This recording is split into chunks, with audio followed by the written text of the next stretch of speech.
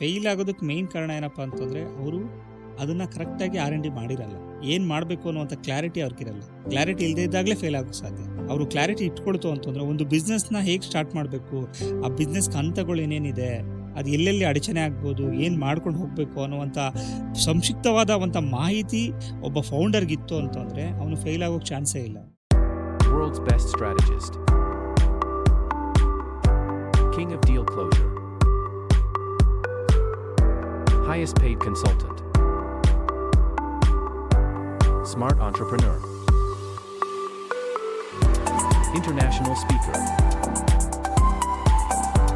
Unique author.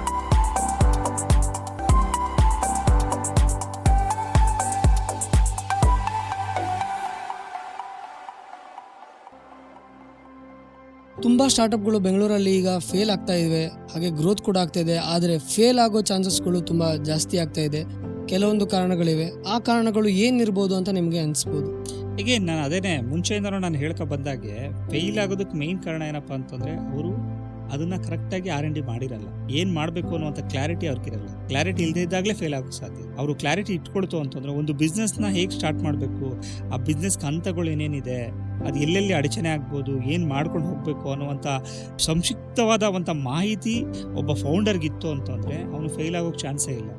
May be ಅವ್ನು success ಆಗೋಕ್ಕೆ late ಆಗ್ಬೋದು, ಸಕ್ಸಸ್ ಆಗುವಂಥ ಟೈಮ್ ಲೇಟ್ ಆಗ್ಬೋದು, ಬಟ್ ಫೇಲ್ ಆಗ್ತಾ ಇದ್ದಾನೆ ಅಂತ ಹೇಳ್ತಂದ್ರೆ he is not using proper ಅಥವಾ he is not writing proper his goal.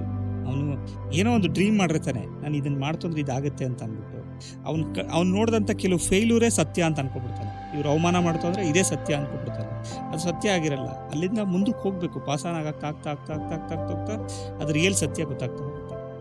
So ಅಂದರೆ ಕನ್ಸಿಸ್ಟೆನ್ಸಿ ಇರಬೇಕು, ಮತ್ತು ಹಠ ಇರಬೇಕು, ಪರ್ಸಿಸ್ಟೆನ್ಸಿ ಇರಬೇಕು. ನಾನು ಇದನ್ನು ಮಾಡ್ತೀನಿ, ಇದನ್ನು ಹಿಂಗೆ ನಾನು ಈ ಥರ ತೊಗೊಂಡು ಹೋಗ್ತೀನಿ ಅಂತ ಅಂದ್ಬಿಟ್ಟು. ಆ್ಯಂಡ್ ಈಗೋ ಇರಬಾರ್ದು, ಗ್ರ್ಯಾಟಿಟ್ಯೂಡ್ ಇರಬೇಕು, ಆ್ಯಟಿಟ್ಯೂಡ್ ಇರಬಾರ್ದು. ಬೇರೆಯವ್ರ ಹತ್ರ ಸಜೆಷನ್ ತಗೊಳ್ಳುವಂಥ ಒಂದು ಕೆಪಾಸಿಟಿ ಇರಬೇಕು. ನಾನು ಮಾಡುವಂಥ ಐಡಿಯಾ ತಪ್ಪು ಅಂತ ಯಾರು ಹೇಳಿದಾಗ ಯಾಕೆ ತಪ್ಪು, ಏನು ತಪ್ಪು ಅಂತ ತಿಳ್ಕೊಳ್ತಾ ಹೋಗಬೇಕು. ಸೊ ಇದನ್ನೆಲ್ಲನೂ ಕೂಡ ಯೋಚನೆ ಮಾಡ್ಕೊಂಡು ಹೋಯಿತು ಅಂದರೆ 100% ರಿಸಲ್ಟು ಕರೆಕ್ಟಾಗಿ ಬರುತ್ತೆ. ಫೇಲ್ಯೂರ್ ಅನ್ನುವಂಥದ್ದು ಆಗೋದೇ ಇಲ್ಲ. ಮೇ ಬಿ ಅವನು ಆ ಕ್ಷಣದಲ್ಲಿ ಅವನು ಅರ್ನಿಂಗ್ ಮಾಡುವಂಥ ಪ್ರೊಸೆಸ್ ಸ್ವಲ್ಪ ಡೌನ್ ಆಗಿರ್ಬೋದು, ಬಟ್ ಫೇಲ್ಯೂರ್ ಅಂತೂ ಆಗೋಕ್ಕೆ ಸಾಧ್ಯನೇ ಇಲ್ಲ. ಸೊ ಇದು ನನ್ನ ಸಜೆಷನ್. ಹಾಗೆ ಸರ್, ಎಂಟರ್ಪ್ರಿನರ್ಗಳು ಹಾಗೆ ಸ್ಮಾಲ್ ಬಿಸ್ನೆಸ್ಗೆ ನೀವು ಎಲ್ಲ ಥರದ ಸಜೆಷನ್ಗಳನ್ನು ಕೊಟ್ಟಿದ್ದೀರಾ. ಆದರೆ ಫಂಡ್ಸ್ಗಳ ಕೊರತೆಗೆ ಕೂಡ ಸುಮಾರು ಪ್ರೇಕ್ಷಕರು ತುಂಬ ಕಮೆಂಟ್ಸ್ಗಳನ್ನು ಮಾಡಿದ್ದಾರೆ. ಇಂಡಿಯನ್ ಗೌರ್ಮೆಂಟ್ ಕಡೆಯಿಂದ ಸ್ಕೀಮ್ಗಳಾಗಲಿ ಅಥವಾ ಏನೇ ಫಂಡ್ಸ್ಗಳ ಹೆಲ್ಪ್ಗಳಾಗಿ ಹೇಗೆ ಸಿಗಬಹುದು ಅನ್ನೋ ನಾಲೆಜ್ ಅಥವಾ ಯಾವುದೇ ಒಂದು ಓಪನ್ ನಾಲೆಜ್ಗಳನ್ನು ನೀವು ಕೊಡೋದಾದರೆ ಪ್ರೇಕ್ಷಕರಿಗೆ ನೀವು ಸಜೆಸ್ಟ್ ಮಾಡ್ಬೋದು. ಇಲ್ಲ, ನನಗೆ ಇದು ತುಂಬ ಕಾಂಟ್ರವರ್ಷಿಯಲ್ ಆಗಿ ಬರುತ್ತೆ. ನನ್ನನ್ನು ಕೇಳೋದಿತ್ತು ಅಂದರೆ ನೀವು ಯಾರ ಮೇಲೂ ಡಿಪೆಂಡ್ ಆಗಬೇಡಿ ಅಂತಲೇ ಹೇಳ್ತೀನಿ. I am not taking any government funds, any government schemes. ನಾನು ಅದನ್ನು ನಾನು ತಗೊಳ್ಳಿಕ್ಕೆ ಹೋಗಲ್ಲ. ಇದು ಆರೋಗ್ಯದಿಂದ ಹೇಳ್ತಾ ಇಲ್ಲ ಅಥವಾ ಆ್ಯಟಿಟ್ಯೂಡಿಂದ ಹೇಳ್ತಾ ಇಲ್ಲ. With gratitude I am telling, ನಾನು ಗೌರ್ಮೆಂಟ್ ಫಂಡ್ಸ್ ಯಾವುದೂ ತಗೊಳ್ಳಲ್ಲ. ಗೌರ್ಮೆಂಟ್ ಸ್ಕೀಮ್ಸ್ ಯಾವುದು ನಾನು ಎಕ್ಸೆಪ್ಟ್ ಮಾಡಲ್ಲ. ನನಗೆ ಅದು ಬೇಕಾಗೋದಿಲ್ಲ. ಯಾಕೆ ಅಂತ ನೀವು ಕೇಳ್ಬೋದು. ಯಾಕೆ ಅಂದರೆ ನಾನೀಗ ಯಾವುದೋ ಒಂದು ಇಂಡಸ್ಟ್ರಿ ಕಟ್ಟೋಕ್ಕೆ ಅಂತ ಹೋಗ್ತಾ ಇದ್ದೀನಿ. ಆ ಇಂಡಸ್ಟ್ರಿ ಕಟ್ಟೋದಕ್ಕೆ ನನಗೆ ಸ್ಕ್ರ್ಯಾಚಿಂದನೂ ಗೊತ್ತಿಲ್ಲ ಅಂತ ಹೇಳ್ತು ಅಂದರೆ, ನನಗೆ ಯಾರೋ ಒಬ್ಬ ದುಡ್ಡು ಕೊಟ್ಟಿದ ತಕ್ಷಣ ನಾನು ಮಾಡ್ತೀನಿ ಅನ್ನೋದಿತ್ತು ಅಂದರೆ how I will build that. ಇಲ್ಲಿ ತನಕ ನಾನು ಫೇಲ್ಯೂರ್ ಆಗ್ತಿದ್ದೇನೆ. ನನಗೆ ಯಾರೋ ಒಬ್ಬರು ದುಡ್ಡು ಕೊಡಿ, ನಾನು ಆಗ್ತೀನಿ, ನಾನು ಮಾಡ್ತೀನಿ ಅಂತ ಹೇಳ್ತಾ ಇದ್ದೆ. But that is a wrong concept ಅಂತ ನನಗೆ ಈಗ ಗೊತ್ತಾಯಿತು. ದುಡ್ಡಿಲ್ವಾ, ಅದು ಮಾಡೋದೇ ಬೇಡ, ಇನ್ನೊಂದು ಸ್ವಲ್ಪ ದಿನ ದುಡಿಯೋಣ ಅದಕ್ಕೆ ಅಂತ. ನನ್ನ ಸ್ಕಿಲ್ ಯೂಸ್ ಮಾಡಿ ದುಡಿಯೋಣ, ದುಡ್ಡು ಮಾಡೋಣ. ಈಗ ನಾನು ಈ ಪ್ರಾಜೆಕ್ಟ್ ಮಾಡೋದಕ್ಕೆ 100 ಕೋಟಿ ರೂಪಾಯಿ ಬೇಕು. ನನಗೆ ಅಗ್ರೆಸಿವ್ನೆಸ್ ಮಾಡೋದು 100 ಕೋಟಿ ಬೇಕು. I become A highest paid consultant. I am charging that much of money, I am saving that money and I will start aggressiveness. ಇನ್ನೊಂದು 2-3 ಇಯರ್ಸಲ್ಲಿ ನಾನು ಸ್ಟಾರ್ಟ್ ಮಾಡ್ತೀನಿ ಅದನ್ನು. ಸೊ ಆ 2-3 ಇಯರ್ಸ್ ಕಾಯ್ದಕ್ಕೋಸ್ಕರ ಆ ತಾಳ್ಮೆ ಇರುತ್ತಲ್ಲ, ಅವನು ರಿಯಲ್ ಆಂಟ್ರಪ್ರೆನರ್ ಆಗ್ತಾನೆ.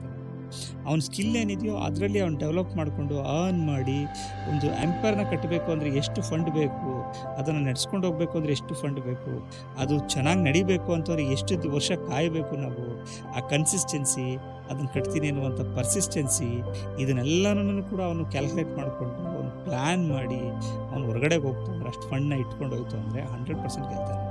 ನನ್ನ ಪ್ರಕಾರ ನನಗೆ ಅದು ಗೊತ್ತೇ ಇಲ್ಲ. ಫಸ್ಟ್ ಆಫ್ ಆಲು ನನಗೆ ಯಾವ ಗೌರ್ಮೆಂಟ್ ಸ್ಕೀಮ್ಸ್ ಇದೆ ಅಂತ ಹೇಳುವಂಥದ್ದು ನನಗೆ ಅದ್ರ ನಾಲೆಡ್ಜೇ ಇಲ್ಲದೆ ಇರೋದ್ರಿಂದ ಅದ್ರ ಬಗ್ಗೆ ಮಾತಾಡೋದು ತಪ್ಪಾಗುತ್ತೆ.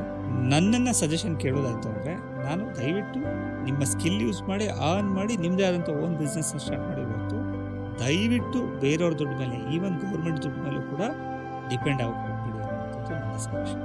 ತೆಳ್ಳೋ ಗಾಡಿ ಅಂತ ಹೇಳ್ತು ಅಂತಂದರೆ ನೀವು ನೋಡಿರ್ಬೋದು, ಈಗ ಅದು ಸ್ಟಾರ್ಟ್ ಆಗ್ತಾ ಇದೆ. ಬ್ಯಾಂಗ್ಳೂರಲ್ಲೂ ಕೂಡ ಸ್ಟಾರ್ಟ್ ಆಗ್ತಾ ಇದೆ ತುಂಬ ಕಡೆ ಎಲ್ಲ. ಅದನ್ನು ಒಂದು ಪ್ಯಾಷನೇಟ್ ಆಗಿ ಮಾಡ್ತಾ ಇದ್ದಾರೆ.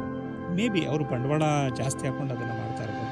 ಆ ಬಂಡವಾಳ ಬರೋ ತನಕ ನಾನು ಹೇಳುವಂಥದ್ದು ಏನಪ್ಪ ಅಂತಂದರೆ, ನೀವು ವರ್ಚುವಲಿ ಸ್ಟಾರ್ಟ್ ಮಾಡ್ಬೋದು. ಇವತ್ತು ನೀವು ನೋಡ್ಬೋದು, ಎಷ್ಟೋ ಜನ ಯೂಟ್ಯೂಬರ್ಸ್ ಇದ್ದಾರೆ, ಅಡುಗೆ ಮನೆ ಅಂತ ಶುರು ಮಾಡಿದ್ದಾರೆ, ಅಡುಗೆಗಳದೆಲ್ಲ ಯೂಟ್ಯೂಬ್ ಇದೆ. ಅಲ್ಲೆಲ್ಲ ನಿಮ್ಮ ಟ್ಯಾಲೆಂಟ್ನ ತೋರಿಸ್ತಾ ಹೋಗಿ. ನಾನು ಈ ಥರ ತೆಳ್ಳಗೆ ಅಡುಗೆ ಮಾಡಬೇಕು ಅಂದ್ಕೊಂಡಿದ್ದೀನಿ, ಇಲ್ಲಿಂದ ಸ್ಟಾರ್ಟ್ ಮಾಡಬೇಕು ಅಂದ್ಕೊಂಡಿದ್ದೀನಿ. ಸೊ ನಾನೀಗ ಇಲ್ಲಿಂದನೇ ಫುಡ್ಸ್ನ ಮಾಡ್ತೀನಿ. ನಾನು ಏನೇನು ಫುಡ್ ಮಾಡ್ತೀನಿ ಅಂತ ನಾನು ಹೇಳ್ತೀನಿ.